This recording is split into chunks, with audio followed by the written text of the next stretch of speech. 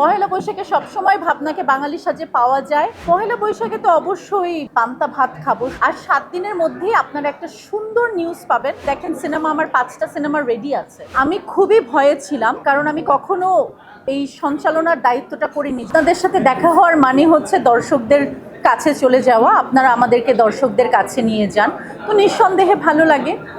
আর যত এই ধরনের প্রোগ্রাম হবে, শিল্পীর সম্মান বাড়বে, তো নিঃসন্দেহে ভালো লাগে। অনেক সিনিয়র আর্টিস্টদের সাথে দেখা হয়, অবশ্যই ভালো লাগে। আমি খুবই ভয়ে ছিলাম, কারণ আমি কখনো এই সঞ্চালনার দায়িত্বটা করিনি, যেটা আপনাদের কাজ। আমি খুব ছোটবেলায় 21শে টেলিভিশনে, যখন আমি ক্লাস 6-এ পড়তাম, তখন আমি একটি শো করতাম টোটাল মিউজিক নামে, ঠিক আছে? তখন আমি ক্লাস 6-এ পড়তাম। তো তখন আমি করতাম ছোটদের অনুষ্ঠান। এরপর তো আর আমার কোনো অভিজ্ঞতা নাই।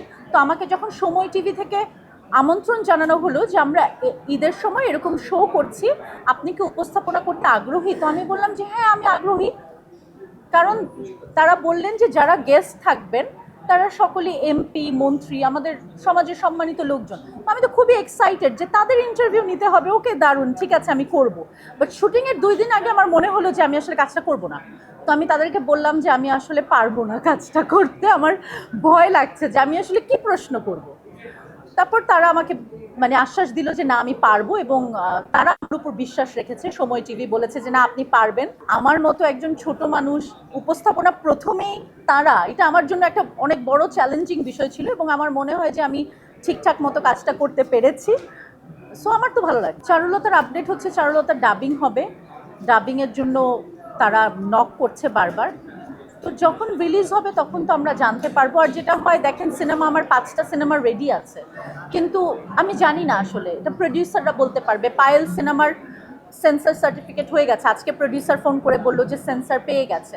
তো এখন তারা কবে রিলিজ দিবে সেটা তারা বলতে পারে। বাট আমি আজকে আপনাদের সাথে একটা জিনিস শেয়ার করতে পারি, আর 7 দিনের মধ্যেই আপনারা একটা সুন্দর নিউজ পাবেন, যেটা আমাদের বাংলাদেশের জন্য অনেক গর্বের হবে। এরকম কিছু একটা নিউজ পাবেন, এতটুকু আমি বলতে পারি। তখন আপনারা বলবেন যে আচ্ছা, আপু আজকে বলেছিল। 7 ডেজের মধ্যে আপনারা জেনে যাবেন ইনশাল্লাহ। পহেলা বৈশাখে তো অবশ্যই পান্তা ভাত খাবো সবার মতো, আমিও ব্যতিক্রম নই। আর পহেলা বৈশাখে আসলে ছোটবেলা থেকে যেটা আমি করে বড় হয়েছি, সেটা হলো বটমূলে আমাদের পারফরমেন্স থাকতো। বুলবুল ললিতকলা একাডেমিতে আমি নাচ শিখেছি ছোটবেলা থেকে। তো সকালবেলা আমাদের নাচের অনুষ্ঠান থাকতো। তো এখন তো আর সেই সকালের নাচের অনুষ্ঠান থাকে না, সেটা তো মিস করি। কারণ এখন আমি যেহেতু অভিনয় করি, আর এখন ওই তো সেটা তো আসলে স্টুডেন্টরা করে, ডান্সাররা করে। তো আমার কখনো ইচ্ছা আছে আবার যদি এরকম সকালবেলা বটমূলে নাচের পারফরমেন্স করতে পারতাম। আমি চেষ্টা করব। পহেলা বৈশাখে সবসময় ভাবনাকে বাঙালির সাজে পাওয়া যায়, এবং পহেলা বৈশাখে আমাদের আলী বশির নামের একজন প্রডিউসার আছে, তিনি অনুষ্ঠান করে, সব সেলিব্রিটিদেরকে ইনভাইট করে, এবং সেটা নিয়ে আমরা সবাই খুব এক্সাইটেড থাকি। অবশ্যই আমাকে বাংলা সাজেই পাওয়া যায়। আমার কাছে ভালো লাগে কোন নামটা? আমার কাছে তো, আমরা তো ছোটবেলা থেকে মঙ্গল শোভাযাত্রা নামেই, আমরা তো এটাই শুনে বড় হয়েছি। তো এখন আনন্দ শোভাযাত্রা যদি হয়, সেটাও সুন্দর, খারাপ না।